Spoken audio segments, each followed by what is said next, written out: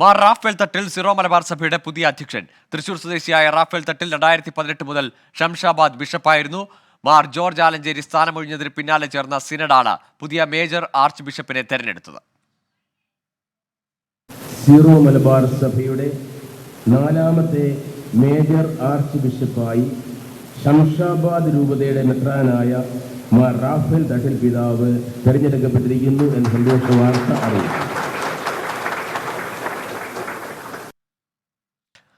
കൊച്ചിയിൽ നിന്ന് ശ്രീകാന്തും തൃശ്ശൂരിലെ മാർ റാഫേൽ തട്ടിലിന്റെ തറവാട്ട് വീട്ടിൽ നിന്ന് അജീഷ് ജയകുമാർ ചേരുന്നുണ്ട്. ആദ്യം ശ്രീകാന്തിലേക്ക്. ശ്രീകാന്ത്, സിനഡ് യോഗത്തിലെ വോട്ടെടുപ്പിനിടയിൽ ഉയർന്നു കേട്ട പേരുകളല്ല ഒടുവിൽ പ്രഖ്യാപനം വരുമ്പോൾ മാർ റാഫേൽ തട്ടിലാണ് ആർച്ച് ബിഷപ്പായി തെരഞ്ഞെടുക്കപ്പെടുന്നത്. അദ്ദേഹത്തിന്റെ ഒരു സഭാ ജീവിതം, വൈദിക വൃത്തി എങ്ങനെയായിരുന്നു? സിനഡ് നടക്കുന്ന ഘട്ടത്തിൽ പല തവണകളായി പറഞ്ഞു കേട്ട പേര് മാർ സെബാസ്റ്റ്യൻ വടക്കേൽ, മാർ ജോസഫ് കല്ലറങ്ങാട്ട് തുടങ്ങിയവരുടെ പേരുകളൊക്കെയായിരുന്നു പറഞ്ഞു കേട്ടത്.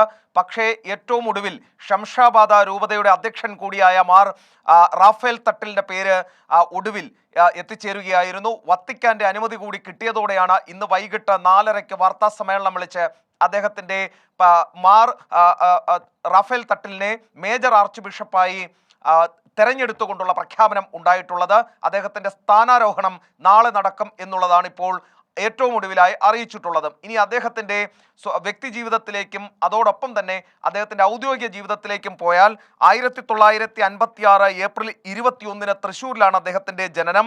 തൃശ്ശൂർ സെന്റ് തോമസ് കോളേജ് ഹൈസ്കൂളിൽ വിദ്യാഭ്യാസം പൂർത്തിയാക്കിയ തട്ടിൽ 1900 മുന്തിരിശ്ശേരിയുടെ ശാഖയിലെ കർത്താവ് പല പ്രാവശ്യം പറയുന്ന ചേർന്ന് നിൽക്കുക, നിങ്ങൾ ധാരാളം ഫലം പുറപ്പെടുത്തും.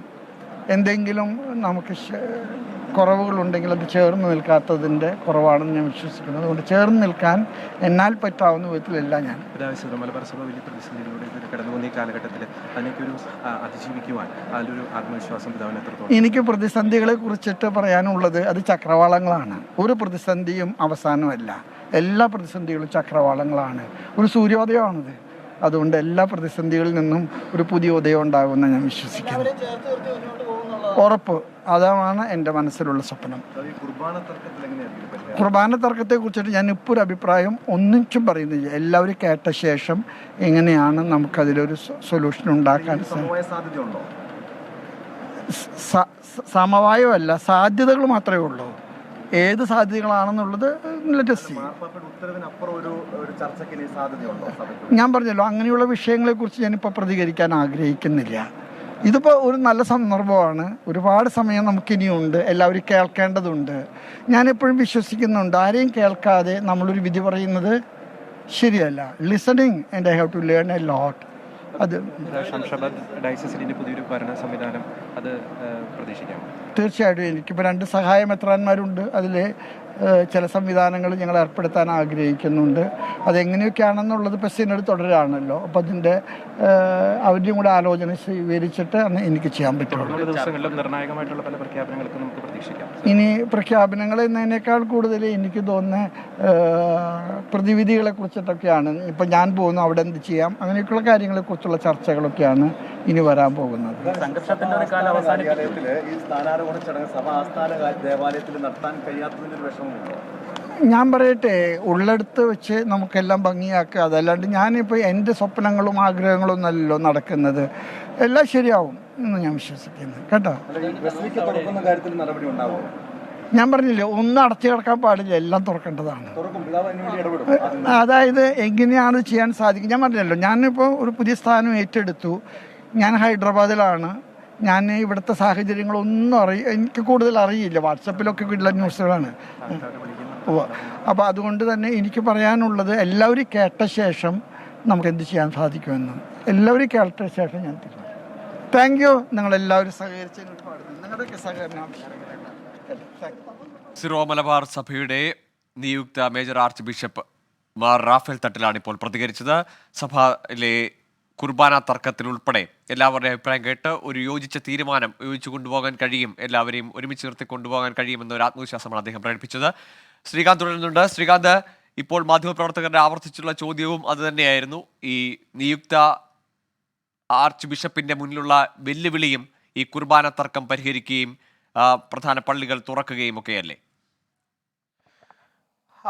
നാളെ സ്ഥാനം ഏറ്റെടുത്ത ശേഷം ഈ മേജർ ആർച്ച് ബിഷപ്പിനെ കാത്തിരിക്കുന്ന ഏറ്റവും വലിയ വെല്ലുവിളി കുർബാന തർക്കത്തിനുള്ള പരിഹാരം തന്നെയാണ്. സിനഡ് അംഗീകരിച്ച, വത്തിക്കാൻ അംഗീകരിച്ച ഏകീകൃത കുർബാന അത് നടപ്പിലാക്കാൻ, എറണാകുളം അങ്കമാലി അതിരൂപതയിൽ നടപ്പിലാക്കാൻ അദ്ദേഹത്തിന് സാധിക്കുമോ എന്നുള്ളതാണ് കാത്തിരുന്ന് കാണേണ്ടത്. ചില പള്ളികൾ ഇനിയും തുറന്ന് ഈ കുർബാന അർപ്പിക്കാൻ, ഏകീകൃത കുർബാന അർപ്പിക്കുന്നതിന് തടസ്സം നേരിടുന്നുണ്ട്. സിനഡ് അംഗീകരിച്ച കുർബാന അർപ്പിക്കാൻ തടസ്സങ്ങൾ നേരിടുന്നുണ്ട്. ഇവിടെ ബസലിക്ക പള്ളി അടക്കം അത്തരത്തിൽ ഒന്നാണ്. ആ പള്ളി അടക്കം തുറക്കുന്നത് സംബന്ധിച്ച് ചർച്ച നടത്തേണ്ടതുണ്ട്. വിട്ടുവീഴ്ചകൾക്ക് എല്ലാവരും തയ്യാറാകുമോ എന്നുള്ളതാണ് ഇനി അറിയേണ്ടത്. കടുത്ത നിലപാടിലേക്ക് പുതിയ മേജർ ആർച്ച് ബിഷപ്പ് പോകുമോ, അതോ വിട്ടുവീഴ്ചയ്ക്ക് ചർച്ചകൾക്ക് അദ്ദേഹം തയ്യാറാകുമോ എന്നുള്ളതും ഏറ്റവും പ്രധാനപ്പെട്ട കാര്യമാണ്. അദ്ദേഹം കുറച്ചുകൂടി അയഞ്ഞ നിലപാട് ചർച്ചകളും സംവാദങ്ങളിലേക്കും കടക്കുന്ന പക്ഷം ഒരുപക്ഷെ ഈ പ്രശ്നങ്ങൾക്ക് പരിഹാരമാകും എന്ന് കരുതേണ്ടിയിരിക്കുന്നു. ഇനിയിപ്പോൾ ഈ ജനാഭിമുഖ കുർബാനയെ അനുകൂലിച്ച് നിൽക്കുന്ന ഒരു വിഭാഗമുണ്ട് എറണാകുളം അങ്കമാലി അതിരൂപതയിൽ. അവരുടെ ഭാഗം കൂടി ഈ വിഷയത്തിൽ കേൾക്കേണ്ടതുണ്ട്. പുതിയ മേജർ ആർച്ച് ബിഷപ്പ് ചുമതലയേറ്റെടുത്ത പശ്ചാത്തലത്തിൽ സ്വാഭാവികമായും ഇപ്പോൾ നിന്നുപോയ ചർച്ചകൾ വീണ്ടും തുടങ്ങാനുള്ള സാധ്യതയും കാണുന്നുണ്ട്. ഇതെല്ലാം തന്നെ ഇനി വരുന്ന ദിവസങ്ങളിൽ ഏറ്റവും പ്രധാനപ്പെട്ട വിഷയങ്ങളാണ്. ഇപ്പോൾ പുതുതായി തിരഞ്ഞെടുക്കപ്പെട്ട major archbishop Mar Raphael Thattil പറഞ്ഞതനുസരിച്ചാണെങ്കിൽ ചർച്ചകൾക്ക് കളമൊരുങ്ങാനുള്ള സാധ്യതയാണ് കാണുന്നത്. സംവാദത്തിലൂടെ, ചർച്ചകളിലൂടെ പ്രശ്നപരിഹാരം ഉണ്ടാകും എന്ന് അദ്ദേഹം ശുഭാപ്തി വിശ്വാസം പ്രകടിപ്പിക്കുകയും ചെയ്യുന്നുണ്ട്. നാളെയാണ് സ്ഥാനാരോഹണം നടക്കാൻ പോകുന്നത്. ശരി ശ്രീകാന്ത്, ഏതായാലും കുർബാന തർക്ക വിഷയത്തിൽ സമവായമല്ല, സാധ്യതകളാണ് ഒരുപാടുള്ളത് എന്നതായിരുന്നു മാർ റാഫേൽ തട്ടിൽ ഇപ്പോൾ പ്രതികരിച്ചത്. ഏതായാലും ആ വിഷയത്തിൽ ഒരു യോജിച്ച തീരുമാനമുണ്ടാക്കാം, ഒരു പ്രശ്നപരിഹാരം ഉണ്ടാക്കാമെന്ന ആത്മവിശ്വാസമാണ് അദ്ദേഹം പ്രകടിപ്പിക്കുകയും ചെയ്തത്. ഇനി തൃശ്ശൂരിലെ മാർ റാഫേൽ തട്ടിലിൻ്റെ വീട്ടിൽ നിന്ന് അജീഷ് ജയകുമാർ ചേരുന്നുണ്ട്. അജീഷ്, ഹൈദരാബാദാണ് അദ്ദേഹത്തിൻ്റെ കർമ്മമണ്ഡലം ഇപ്പോൾ, പക്ഷേ ജന്മനാട് ഈ പുതിയ നിയോഗത്തെ എങ്ങനെയാണ് അത് കാണുന്നത്? പ്രതികരണങ്ങൾ.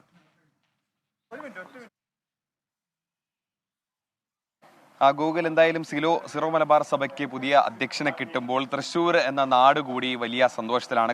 കാരണം അദ്ദേഹം ജനിച്ചു വളർന്ന നാട് കൂടിയാണ് തൃശ്ശൂർ. അദ്ദേഹത്തിന്റെ കുടുംബ വീട്ടിലാണ് നമ്മളിപ്പോൾ ഉള്ളത്. തൃശ്ശൂരിലെ തന്നെ പ്രധാനപ്പെട്ട പള്ളിയായ പുത്തൻപള്ളിക്ക് സമീപമാണ് അദ്ദേഹത്തിന്റെ തറവാട് വീടായ തട്ടിൽ കുടുംബമുള്ളത്. ഇവിടുത്തെ 10ാമത്തെ പുത്രനായാണ് റാഫേൽ തട്ടിൽ ജനിച്ചത്. അവിടെ നിന്ന് നിർധനമായ കുടുംബമായിരുന്നു, കച്ചവട കുടുംബമായിരുന്നു. പിന്നീട് അവിടെ നിന്നാണ് അദ്ദേഹം വളർന്ന് തൃശ്ശൂരിൽ നിന്ന് തന്നെ പഠിച്ച് വൈദികനായി പിന്നീട് ഇപ്പോൾ സിറോ മലബാർ സഭയുടെ അധ്യക്ഷനായി ഇപ്പോൾ മാറിയിരിക്കുന്നു. എന്തായാലും അദ്ദേഹത്തിന്റെ കുടുംബാംഗങ്ങൾ, അദ്ദേഹത്തിന്റെ സഹോദരൻ നമ്മളോടൊപ്പം ഉണ്ട്. ഈ ഒരു നേട്ടത്തിൽ ഈ ഒരു എന്താണ് തോന്നുന്നത്? വളരെയേറെ സന്തോഷമുണ്ട്, അതിലേറെ അഭിമാനമുണ്ട്. ഇത്രയും വലിയൊരു സ്ഥാനലബ്ധിക്ക് ഞങ്ങളൊരു സഹോദരൻ പ്രാപ്തനാണെന്ന് വന്നപ്പോൾ അത് ഞങ്ങൾക്ക് വലിയ സന്തോഷം നൽകിയിട്ടുണ്ട്. ഇത് ഞങ്ങളുടെ കുടുംബത്തിന് കിട്ടിയ ഒരു ദൈവാനുഗ്രഹമാണ്. സാധാരണക്കാരനായ ഒരു കുടുംബാംഗമാണ് അദ്ദേഹം. സാധാരണക്കാരൻ, മനുഷ്യൻ്റെ വേദനകളും വേവലാതികളും കൈവച്ച് തൊട്ട് അറിയുന്ന ഒരാളാണ്. അദ്ദേഹത്തിനോട് ഒരാൾക്ക് വന്നു കഴിഞ്ഞാൽ ഇത് പറയണ്ട, അതായത് എൻ്റെ ബുദ്ധിമുട്ടോ പ്രയാസമോ പറയണ്ട, മുഖത്തുനിന്ന് വായിച്ചെടുക്കാനുള്ള കഴിവുണ്ട്. കാരണം അത്രയുണ്ട്. ഇവിടുത്തെ നിർധനായിട്ടുള്ള തൊഴിലാളികളുടെ കൂടി അവരുടെ കൂടി ചെറുപ്പത്തിൽ കൈയിട്ട് വളർന്ന് ജീവിച്ചത് അച്ഛനായതിന് ശേഷം നടക്കാൻ വരുമ്പോൾ ഇവരൊക്കെ കൂടും. അന്നും അവർ ചോലിൽ കൈ വെച്ചിട്ട് നടക്കും. പുത്തൻപള്ളി ആണ് ആളുടെ ഏറ്റവും വലിയ ഇത്. എനിക്ക് തോന്നുന്നത് ഈ വളരെ അടുത്ത ദിവസം ആൾ പുത്തൻപള്ളിയിലേക്ക് എത്തും. പൗരോഹിത്യ ജീവിതം തുടങ്ങുന്നതും തൃശ്ശൂരിൽ നിന്ന് തന്നെയാണ്. തൃശ്ശൂർ 80-ലെ പട്ടം സ്വീകരിച്ചു. അത് കഴിഞ്ഞിട്ട് അരനാട്ടര പള്ളിയിൽ വികാരിയായി, കൊച്ചച്ഛനായിട്ട് കുണ്ടുകുളം പിതാവിൻ്റെ ഒരു അസിസ്റ്റൻ്റായിട്ട് അരമനയിൽ കൂടി. അവിടുന്ന് റൂമിൽ പഠിക്കാൻ പോയി. 87 തിരിച്ചെത്തിയിട്ട് ആൾ ഇവിടെ കുറച്ച് നാൾക്ക് ജോലിയൊക്കെ ചെയ്ത് നോക്കിയപ്പോൾ അപ്പോഴാണ് തുങ്കുഴി പിതാവിൻ്റെ ഒരു ആശയം, മേരി മാത മേജർ സെമിനാരി എന്നുള്ള ആശയം വന്നത്. അതിലേക്ക് ആൾ നിയോഗിതനായി. അന്ന് കല്ലും മണ്ണും നിറഞ്ഞൊരു മലയായിരുന്നത്. അതൊക്കെ കൊണ്ടുവന്ന് നടന്ന് ഇന്ന് കാണുന്ന 25 വർഷമെത്തി ആൾക്ക് അതിൻ്റെ ജൂബിലിക്ക് പോയപ്പോൾ പറഞ്ഞു എനിക്ക് വലിയ സന്തോഷമായി എന്ന് പറഞ്ഞു. കാരണം എന്താ വെച്ചിട്ടുണ്ടെങ്കിൽ ഇത് കാണുമ്പോൾ തന്നെ മനസ്സ് നിറഞ്ഞു എന്ന് പറഞ്ഞു. അപ്പോൾ അതാണ് വലിയ സന്തോഷമാണ് കുടുംബങ്ങൾക്കും. കാരണം അവരുടെ കുടുംബാംഗങ്ങൾ ആദ്യമായിട്ടാണ് അദ്ദേഹത്തിന്റെ സഹോദരനാണ് റാഫേൽ തട്ടിൽ. അപ്പോൾ ഇതൊരു വലിയൊരു സ്ഥാനം തേടിയെത്തുമ്പോൾ ആ കുടുംബാംഗങ്ങളും അത്രയധികം സന്തോഷം നമ്മളോട് ഇപ്പോൾ പ്രകടിപ്പിക്കുന്നുണ്ട്. ഗോകുൽ, നിയുക്ത major archbishop Mar Raphael തട്ടലിന്റെ തറവാട്ട് വീട്ടിൽ നിന്ന് തൃശ്ശൂരിൽ നിന്നാണ് അജീഷ് ജയകുമാർ ചേർന്ന്. കുടുംബാംഗങ്ങളും ബന്ധുക്കളും ഒക്കെ ഏറെ സന്തോഷത്തോടു കൂടിയും അഭിമാനത്തോടു കൂടിയുമാണ് പുതിയ നിയോഗത്തെ കാണുന്നത്. 24 അഞ്ചിന്റെ വജ്രത്തിളക്കം.